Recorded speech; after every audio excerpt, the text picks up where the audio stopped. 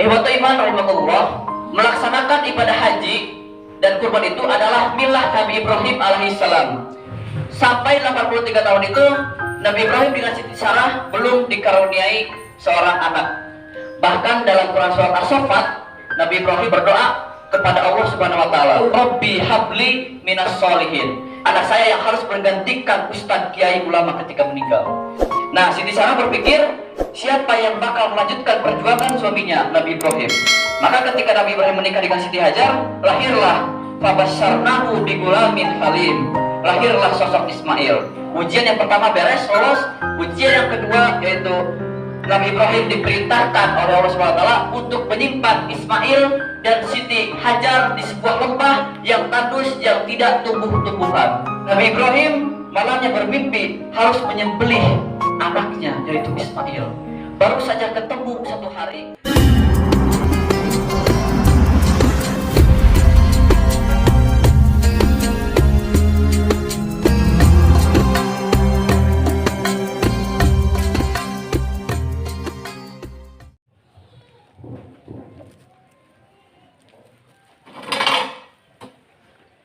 Assalamualaikum warahmatullahi wabarakatuh. Alhamdulillahilladzi ja'ala qalama lil kitabah wal kitabah lil qiraah wal qiraah lil ma'rifah wal ma'rifah lil ibadah wal ibadah lillahi wahdah.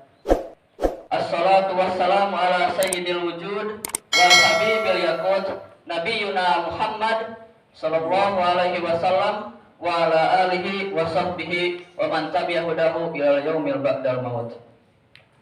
Qala Allah Ta'ala fil Qur'anil Karim, a'udzu billahi minasy syaithanir rajim. Ya ayyuhalladzina amanu taqullaha haqqa tuqatih wa la tamutunna illa wa antum muslimun. Shadaqallahul azim. Allahu akbar. Allahu akbar, la ilaha illallah, wallahu akbar, Allahu akbar, walillahil hamd. Jamaah salat Idul Adha rahimakumullah. Alhamdulillah, bersyukur kita pada pagi hari ini kita masih berjumpa dengan nikmat Allah Subhanahu wa taala, yaitu kita dikumpulkan dengan hari Idul Adha. Semoga Allah Subhanahu wa taala memberkahi kita, selalu memberikan kita kesehatan dan selalu memberikan kita kebahagiaan dan menyelamatkan hidup kita baik di dunia maupun di akhirat kelak. Amin ya rabbal alamin. Walaupun ada pepatah, sehebat-hebatnya penyakit zohir, penyakit jasmani itu hanya merusak dunia, tidak sampai dibawa ke akhirat. Karena nanti ketika di akhirat ditanya oleh malaikat penduduk neraka itu, kenapa kamu masuk neraka?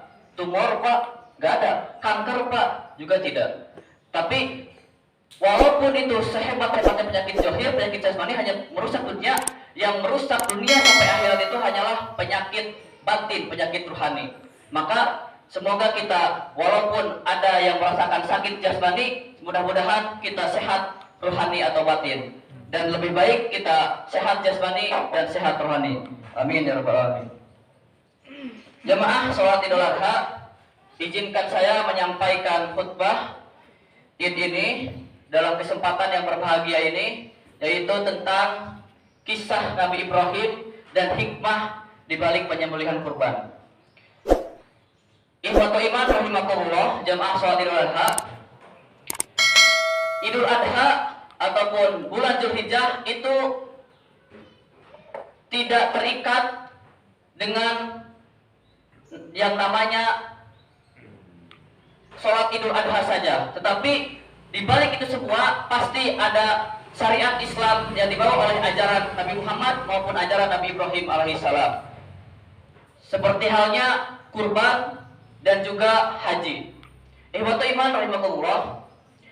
Nah, melaksanakan ibadah haji dan kurban itu adalah milah Nabi Ibrahim alaihissalam.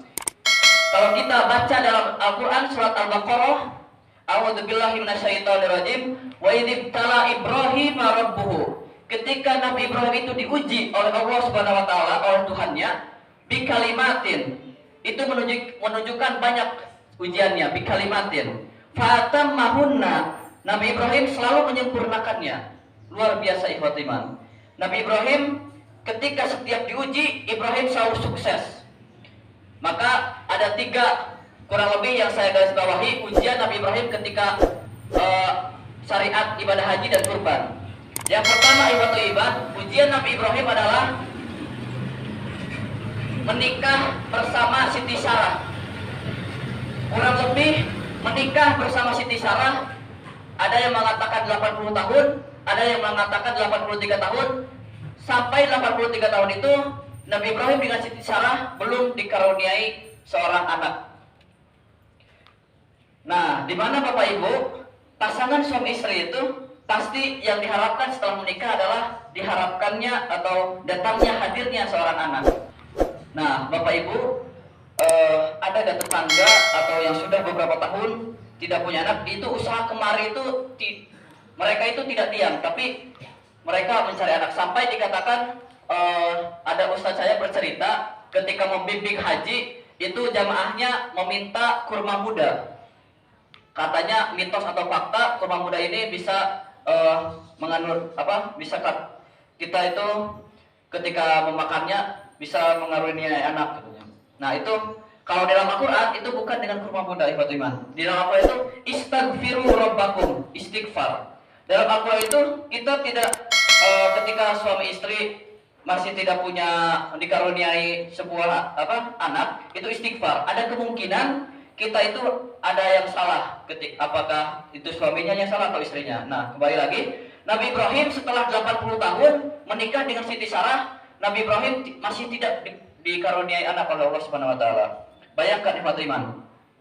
Bahkan dalam Quran surat As-Saffat, Nabi Ibrahim dan Siti Sarah itu berdoa kepada Allah Subhanahu wa taala, yaitu Rabbi habli minas solihin. Ibrahim meminta kepada Allah, ya Allah karuniailah anak kepada kami, yaitu anak-anak yang soleh. Nah, setelah itu Siti Sarah itu cemas. Kalau dalam bahasa Sundanya itu hariwang. Nabi Ibrahim sudah tua tapi masih tidak punya anak. Nah Siti Sarah itu berpikir, suami saya sudah tua, tapi kalau nanti wafat atau meninggal, siapa yang meneruskan perjuangan suaminya? Nah, Siti Sarah memerintahkan kepada suaminya agar menikahi Siti Hajar, yaitu hadiah dari Raja Mesir kalau tidak salah ya, supaya menikahi Siti Hajar.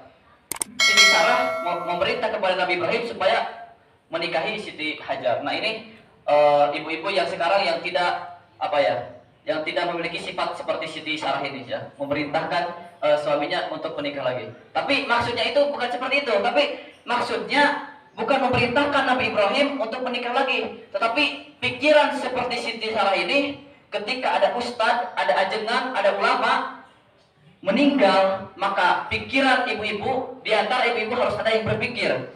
Maka harus ada yang di antara ibu-ibu itu harus ada yang berpikir, anak saya yang harus menggantikan ustadz, kiai, ulama ketika meninggal. Nah, itu pikiran seperti Siti Sarah itu. Nah, Siti Sarah berpikir, siapa yang bakal melanjutkan perjuangan suaminya, Nabi Ibrahim. Maka ketika Nabi Ibrahim menikah dengan Siti Hajar, lahirlah fabasyarnahu bigulamin halim. Lahirlah sosok Ismail. Nah, Bapak Ibu, pasti ketika punya anak yang pertama itu pasti disayang, diogoh gitu kan, dipangku oleh bapaknya. Bahkan kadang-kadang ketika bapaknya sudah capek kerja, ketika pulang itu rasa dan letihnya itu menghilang seketika ketika melihat kebahagiaannya seorang anak. Nah, ketika Ibrahim itu senang-senangnya bahagia ketika mempunyai anak yaitu Ismail, Ibrahim diuji kembali oleh Allah Subhanahu wa taala. Ujian yang pertama beres, lolos. Ujian yang kedua yaitu Nabi Ibrahim diperintahkan oleh Allah Subhanahu wa taala untuk menyimpan Ismail dan Siti Hajar di sebuah lembah yang tandus yang tidak tumbuh-tumbuhan. Bayangkan. Dan dalam doa Nabi Ibrahim disebutkan, Rabbana inni askantu min dzurriyyati biwadin ghairi dzi zar'in. Di sana menunjukkan Rabbana, Gusti Pangeran, ya Allah, askantu, saya menyimpan min dzurriyyatin. Zuriyah itu anak, incu, keturunan ya. Yang dimaksud itu di sana adalah Ismail. Ya, biwadin ghairi dzi zar'in, di lembah yang tidak tumbuh-tumbuhan. Bayangkan Bapak Ibu, waktu itu belum ada kendaraan bermotor, baru kendaraan, kalau dalam bahasa Sundanya itu, maaf, kendaraan bermodal. Jadi Nabi Ibrahim itu dengan Siti Sarah ketika bepergian itu hanya membawa sebuah makanan-makanan yang bisa dibawa saja. Ketika diperintahkan oleh Allah Subhanahu wa taala untuk menyimpan Ismail dan Siti Hajar. Nah, ketika disimpan Siti Hajar dengan Ismail, masih bayi ya, Ismail itu masih orok kan ya. Bapak ibu Nabi Ibrahim. Nah, ketika itu Ibrahim langsung pergi meninggalkan Siti Hajar dan bayi Ismail ini. Maka Siti Hajar ini bertanya kepada Allah, apakah ini perintah? Bertanya kepada Nabi Ibrahim, apakah ini perintah Allah, wahai suamiku, wahai Ibrahim? Maka Nabi Ibrahim menjawab, ya, ini perintah Allah. Maka Siti Hajar menjawab, jika Allah yang memerintah, maka Allah tidak membiarkan kami sendirian sengsara. Nah, bayangkan itu diharapkan, yang Nabi Ibrahim itu diharapkan, anak Ismail itu yang diharapkan, tapi diuji oleh Allah untuk meninggalkan Ismail dan Siti Hajar itu di lembah yang tandus. Nah, setelah itu berapa lama ditinggal oleh Nabi Ibrahim? Dalam Al-Quran disebutkan as-safat falamma balago mahus ya. Ketika Ismail itu sudah berumur dewasa, sudah berumur balik. Para ulama menyebutkan ada yang 12 tahun, ada yang 13 tahun. Nah, ketika itu setelah berpisah 12 tahun, kalau kita mah berpisah 12 tahun dengan anak boro-boro 12 tahun, 1 tahun saja ataupun 1 bulan itu sudah rindu dengan seanak. Nah, ketika 12 tahun, Ibrahim sudah diizinkan oleh Allah SWT untuk kembali lagi bertemu dengan Siti Hajar dan Ismail. Nah, ketika itu di sebuah lembah, waktu itu sebuah lembah yang tandus, tidak tumbuh-tumbuhan. Ketika Nabi Ibrahim kembali, maka lembah itu sudah menjadi sebuah perkampungan. Karena apa? Karena ada sumber air, yaitu air Zam-Zam, berkat perjuangan Siti Hajar. Nah, pas ketemu dengan Siti Hajar, Ibrahim langsung menanyakan, mana Ismail? Kata Siti Hajar, lagi main di lapangan. Nah, ketika itu Siti Hajar dan Nabi Ibrahim ketemu dengan Ismail. Kata Siti Hajar, wahai Ismail, bapakmu sudah pulang. Nah, Ismail ketika itu 12 tahun tidak bertemu dengan bapaknya Ibrahim, dibayangkan pikirannya bapakmu sudah pulang. Langsung lari menjemput sang ayah yaitu Ibrahim. Seketika itu keluarga itu menangis bahagia dan bunga sukses. Nabi Ibrahim diuji yang kedua kalinya. Nah, yang terakhir ikhwatul iman, ujian yang ketiga yaitu baru saja ketemu Ibrahim dengan Siti Hajar, baru saja kebahagiaan itu pada keluarga Ibrahim, Siti Hajar dan Ismail, maka malamnya Nabi Ibrahim mendapatkan ujian lagi. Apa ujiannya? Wa idzi btala Ibrahim rabbuhu bikalimati. Nabi Ibrahim malamnya bermimpi harus menyembelih anaknya yaitu Ismail. Baru saja ketemu 1 hari, Ibrahim mimpi diwahyukan oleh Allah, diperintahkan untuk menyembelih anaknya Ismail. Maka Ibrahim itu tidak percaya sampai 3 kalinya mimpi Ibrahim itu, yaitu disuruh untuk menyembelih anaknya Ismail. Nah, ikhwatul iman rahimakumullah, tanggal 8 Dzulhijjah setelah ada mimpi tersebut, Nabi Ibrahim di Mina merenung. Bener iya teh gitu kan, kalau dalam bahasa Sundanya, saya harus menyembelih anak saya Ismail. Baru saja saya ketemu 1 hari dengan anak saya Ismail. Nah, inilah yang dinamakan sebagai hari Tarwiyah 8 Dzulhijjah itu, ketika ingin melaksanakan haji. Nah, kalau Nabi Muhammad itu sebelum mengucapkan labbaika Allahumma haji ke Arafah, maka Nabi Muhammad itu ke Mina terlebih dahulu. Untuk apa? Untuk merenung, yaitu perjuangan ayah Ibrahim ketika disuruh menyembelih anaknya. Walaupun kita tidak bisa melaksanakan haji karena pada bini, dan walaupun kita tidak melaksanakan haji seperti Nabi Muhammad, karena Nabi Muhammad itu melaksanakan haji yaitu haji qiran, yaitu dombanya dituntut dari Madinah ke Mekah. Kalau di Indonesia itu tidak bisa ya, domba kita tuntut ke Mekah, ke Arab, di kapal gitu, di pesawat kita gak bisa. Tapi yang kita bisa adalah haji tamattu di Indonesia. Nah, ikhwatul iman, ketika Nabi Ibrahim tanggal 8 Dzulhijjah merenung di Mina, baru tanggal 9 ke Arafah gitu kan. Nah, ada yang mengatakan Arafah itu pertemuan antara Nabi Adam dengan Siti Hawa ketika dipisahkan atau diusir dari surga, yaitu Nabi Adam di India dan Siti Hawa di Irak. Maka dipertemukanlah, saling mengenal, dikatakanlah hari Arafah. Ada juga yang mengatakan pada Arafah itu diberitahu oleh malaikat Jibril, hal arafta, apakah kamu sudah hafal, sudah paham?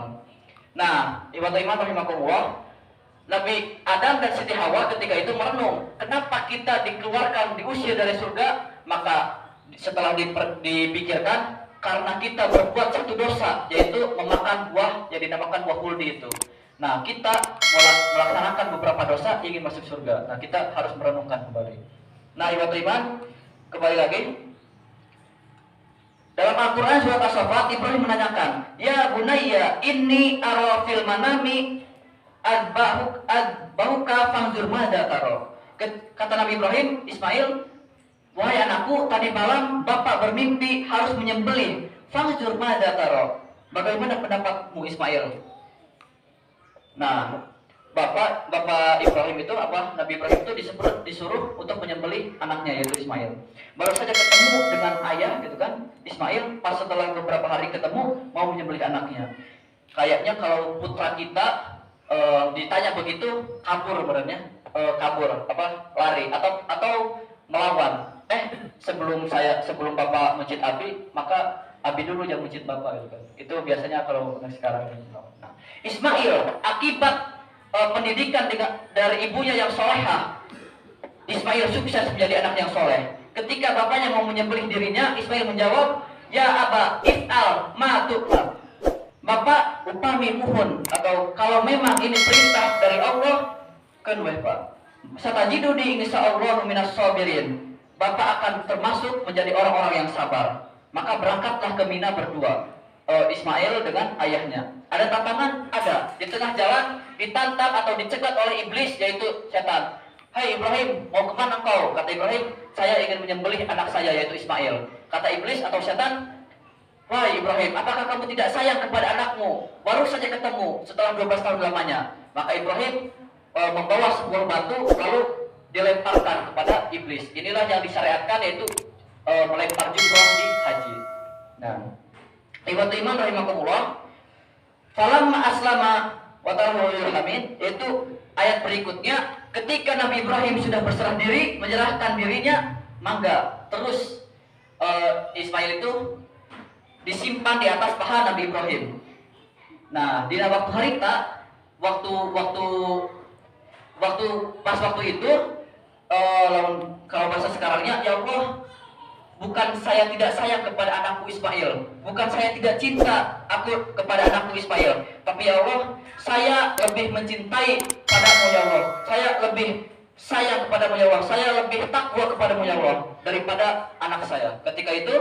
Ketika mau disembelih, Ibrahim dengan goloknya, dengan bedoknya gitu kan, wa nadainahu ayya Ibrahim, wahai Ibrahim, qad sadaqta, turunlah wahyu, engkau telah membenarkan, engkau telah menyempurnakan, engkau telah membenarkan mimpimu, wahai Ibrahim. Innaka hadzal bala, sesungguhnya ini adalah ujian yang nyata. Nah, setelah itu wafi bidin ajib, akhirnya apa? Akhirnya Allah memberikan seekor domba yang besar untuk disembelih gitu kan. Nah, Bapak Ibu, ketika Ibrahim ingin menyembelih anaknya Ismail, maka seketika itu Allah mewahyukan kepada Ibrahim bahwa ini adalah ujian yang nyata, dan Allah memberikan domba yang besar mengganti sembelihan itu, atau mengganti Ismail itu tidak jadi, yaitu diganti dengan domba yang besar. Nah, ibadah iman rahimakumullah, ini menunjukkan pengorbanan kita ketika ingin berkurban. Bisakah, mampukah kita berkurban 1 tahun sekali hanya mengorbankan uang kita, tidak mengorbankan anak-anak kita yang ingin disembelih gitu kan. Nah, dalam ibadah kurban itu adalah pendekatan diri kita kepada Allah Subhanahu wa taala. Dibuktikan dengan apa? Dengan cara mentaati perintahnya, yakni menyembelih hewan kurban tersebut. Sedangkan pendekatan diri kepada kita untuk manusia, pendekatan diri kepada sesama manusia, dibuktikan dengan apa? Dibuktikan dengan membagi-bagikan daging kurban tersebut kepada masyarakat. Nah, ibadah iman rahimakumullah, demikianlah hakikat kurban. Dari pengertian hakikat kurban tersebut, maka nilai-nilai kurban yang bisa kita petik, yang bisa kita jalankan dalam kehidupan sehari-hari adalah, yang pertama, kita ibadah vertikal kepada Allah, memperbaiki kualitas hubungan kita dengan Allah Subhanahu wa taala. Di antara ikhtiar yang dapat kita lakukan adalah menjaga sholat 5 waktu, tepat waktu, berjamaah di masjid, kemudian saum Senin Kamis, saum Ayyamul Bid dan sebagainya, sholat tahajud dan sebagainya. Dan yang kedua, memperbaiki kualitas diri kita, pergaulan kita dengan sesama manusia. Di antaranya yaitu ikhtiar yang dapat kita lakukan adalah meningkatkan kepedulian sosial kita di tengah masyarakat. Terlebih lagi pada masa pandemi ini, ikhwatul iman, kita harus lebih meningkatkan kepedulian kita di tengah masyarakat setempat. Nah, barakallahu li wa lakum. Ikhwatul iman, seperti itulah kisah Ibrahim dan hakikat atau hikmah di antara penyembelihan kurban tersebut. Maka kali ini saya tutup dengan kita membaca doa bersama-sama. Bismillahirrahmanirrahim. Innallaha wa malaikatahu yusholluna 'alan nabi ya ayyuhalladzina amanu shollu 'alaihi wa sallimu taslima. Allahumma ighfir lil muslimina wal muslimat wal mu'minina wal mu'minat. Allahumma sallimna wal muslimina wal muwatinina fi baladina Indonesia al-ahya'i minhum wal amwat innaka antas sami'un qaribun mujibud da'wat birahmatika ya arhamar rahimin. Rabbana la tuzigh qulubana ba'da idh hadaitana wa hab lana min ladunka rahmah innaka antal wahhab. Rabbana hab lana wa dzurriyyatina qurrata ayun. Rabbana atina fid dunya hasanah wa fil akhirati hasanah wa qina adzabannar. Billahi taufiq wal hidayah. Wassalamualaikum warahmatullahi wabarakatuh.